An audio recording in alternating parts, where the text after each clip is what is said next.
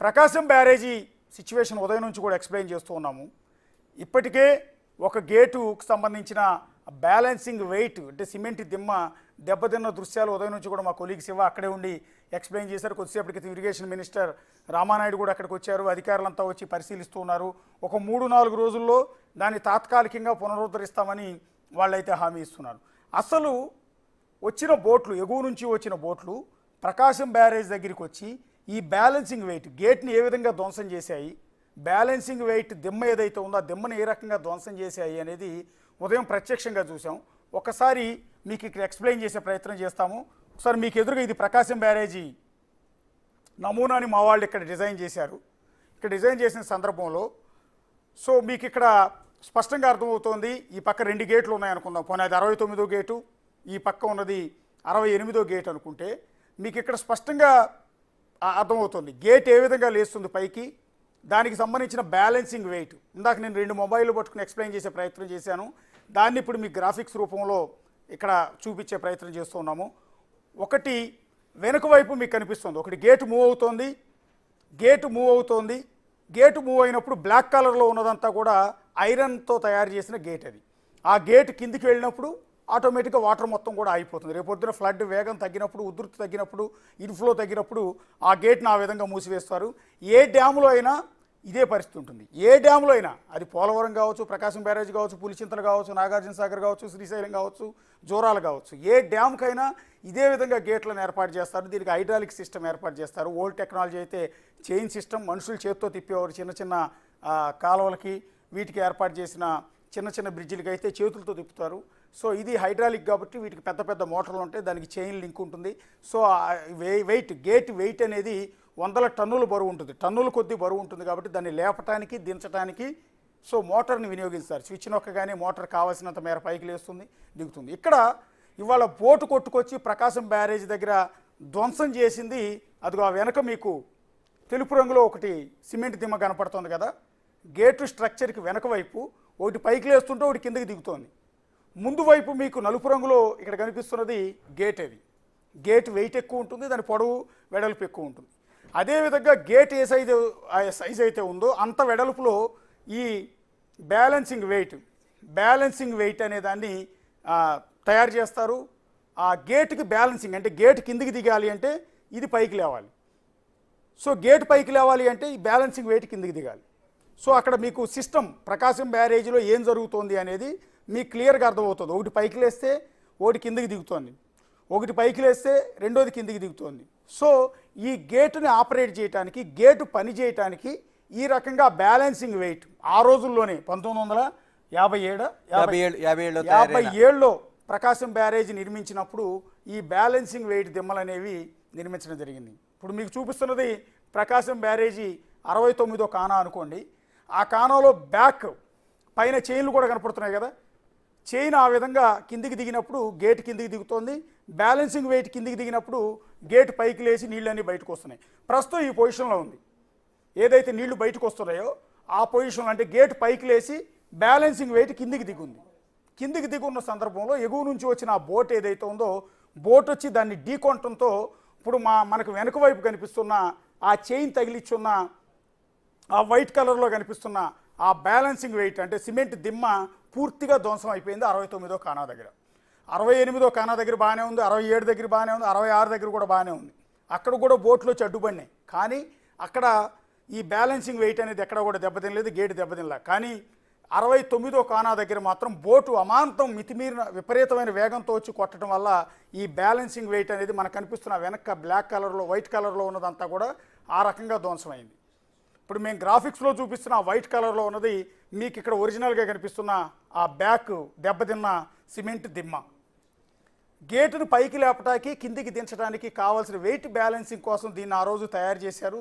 So ఇప్పుడు అదే దెబ్బతినిపోయింది.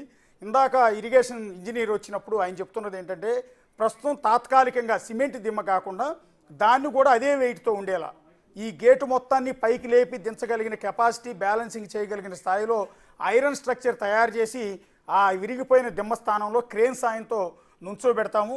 అవసరమైతే గేటు కనుక ఒకవేళ పొరపాటున కిందికి దిగిపోతే దాన్ని క్రేన్ సాయంతోనే పైకి లేపి వరద ఫ్లోటింగ్ అంతా వెళ్ళేదాకా తాత్కాలిక మరమ్మత్తు అయితే చేస్తాము.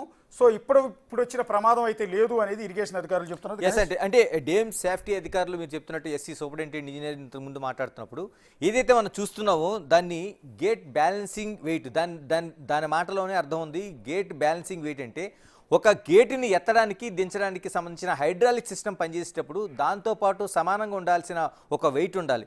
ఇప్పుడు మనకి అక్కడ సూపరింటెండెంట్ ఇంజనీర్ చెప్పిన మాట ప్రకారం 30 టన్నుల వెయిట్ ఉండే ఏదైతే గేట్ కావచ్చు, పైన ఉండే బ్యాలెన్సింగ్ ఈ వెయిట్ కావచ్చు. అంటే గేట్ బ్యాలెన్సింగ్ వెయిట్ ఎప్పుడు దాన్ని అప్ అండ్ డౌన్స్, అంటే గేట్ ఎత్తాలన్నా దించాలన్నా దానికి మూల సూత్రంగా దాన్ని ఆ పైన హైడ్రాలిక్ సిస్టమ్ నడపాలంటే 30 టన్నులు ఉండే గేటుని కావచ్చు, 30 టన్నులు ఇటువైపుకు ఉండే గేటు బ్యాలెన్సింగ్ వెయిట్ కావచ్చు, ఈ రెండు కూడా సమాంతరంగా పనిచేయాల్సిన అవసరం ఉంది. ఇప్పుడు అలా పనిచేయడం వల్ల గేటు పైకి ఎత్తాలన్నా గేటు కిందకి దించాలన్నా పూర్తి స్థాయిలో ఆ హైడ్రాలిక్ సిస్టమ్ అనేది పనిచేస్తుంది.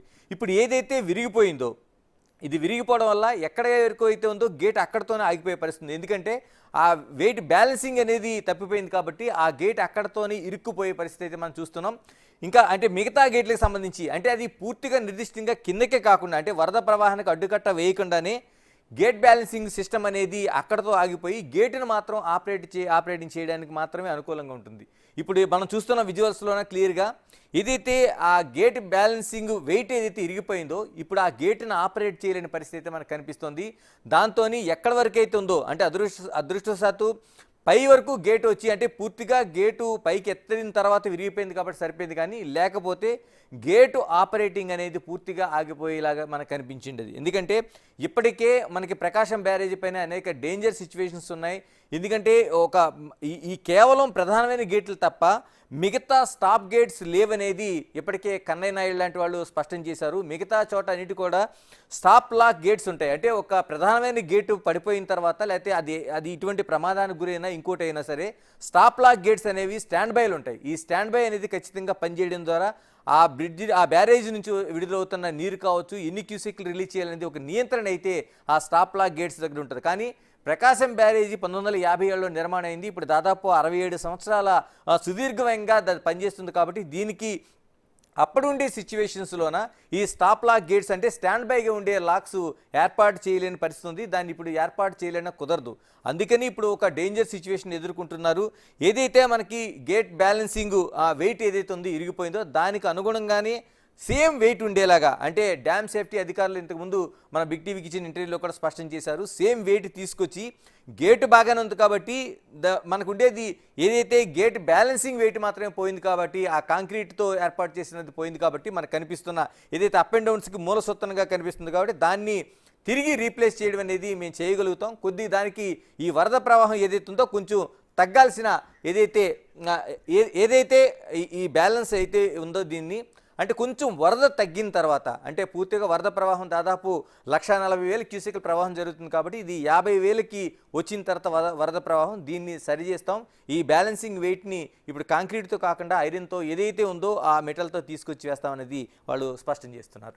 ఎస్, అది థ్యాంక్ యూ గణేష్. అది మీకు ఎక్స్ప్లెయిన్ చేయటం కోసం ఈ చిన్న డెమో అనేది చూపించాము. ఇక్కడ మీకు అర్థమై ఉంటుంది ప్రకాశం బ్యారేజీలో ఏం జరిగింది, ఏ పార్ట్ దెబ్బతింది, ఏ పార్ట్ని పునరుద్ధరించడానికి అధికారులు ప్రయత్నాలు చేస్తున్నారు, ఎలా సిస్టమ్ అంతా కూడా ఎలా పనిచేస్తుంది అప్ అండ్ డౌన్ అనేది మొత్తం కూడా క్లియర్గా ఎక్స్ప్లెయిన్ చేసాం. ప్రస్తుతం అధికారులు అయితే ప్రకాశం బ్యారేజ్ దగ్గర పరిశీలిస్తూ ఉన్నారు. ప్రస్తుతం ప్రకాశం బ్యారేజ్ మీద రాకపోకలను పూర్తిగా నిలిపివేశారు. ఉదయం నుంచి ప్రయాణికుల వాహనాలు అటు ఇటు తిరుగుతున్నాయి, జనాలు అందరూ వస్తున్నారు. ఇప్పుడు కంప్లీట్గా ఎవరిని కూడా ఎటువైపు నుంచి కూడా వెళ్ళనివ్వట్లేదు. ఈ థ్రెట్ ఉంది కాబట్టి, ప్రమాదం ఉంది కాబట్టి రాకపోకల్ని ప్రస్తుతానికి ఆపివేశారు. ఇందాక గణేష్ చెప్పినట్టుగా ఆ దెబ్బతిన్న బ్యాలెన్సింగ్ వెయిట్ని మళ్ళీ తిరిగి ఐరన్ స్ట్రక్చర్తో నిర్మించడానికి అధికారులు అయితే ఏర్పాటు చేస్తున్నారు. ఇరిగేషన్ మినిస్టర్తో కూడా మాట్లాడుతున్నారు. చంద్రబాబు నాయుడుకి ఎప్పటికప్పుడు అప్డేట్ చేస్తున్నారు. ఇది మినిట్ ఎప్పటికప్పుడు ఆంధ్రప్రదేశ్లో ఇప్పుడున్న వరద పరిస్థితులు, ఇటు తెలంగాణలో ఉన్న వరద పరిస్థితులు, ప్రజలు పడుతున్న కష్టాలు మినిట్ అప్డేట్ అన్ని కూడా బిగ్ టీవీలో ఎప్పటికప్పుడు మేము అందిస్తూనే ఉన్నాను. చూస్తూనే ఉండండి బిగ్ టీవీ.